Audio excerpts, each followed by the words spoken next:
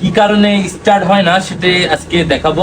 R15 গাড়ি start running বন্ধ হয়ে যায় আর স্টার্ট হয় না।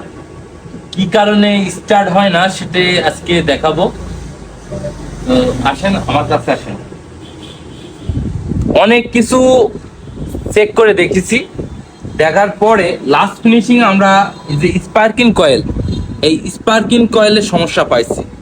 আপনার যখন গাড়িটা চলছে, চলতে চলতেই গাড়িটা বন্ধ হয়ে গেছে, রানিংই বন্ধ হয়ে গেছে, গাড়িটা আর স্টার্ট হচ্ছে না।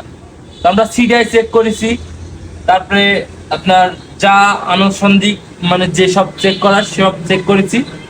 চেক করার পরে অনেক কিছু করার পরে এই যে স্পার্কিং কয়েল, এই স্পার্কিং কয়েলটার সমস্যা পাইছি। স্পার্কিং কয়েলের দুইটা তার, এই যে দুইটা তার আমি আবার দেখাই। এই যে দুইটা তারের এইটা আছে মেন লাইন, এটা আছে সবসময় ফায়ার থাকবে। আপনি যখন স্টার্ট করবেন তখন এইটাই ফায়ার আসবে, ঠিক আছে। আর এটা যদি ফায়ার না আসে তাহলে বুঝতে পারবেন যে আপনার সিডিআইতে সমস্যা।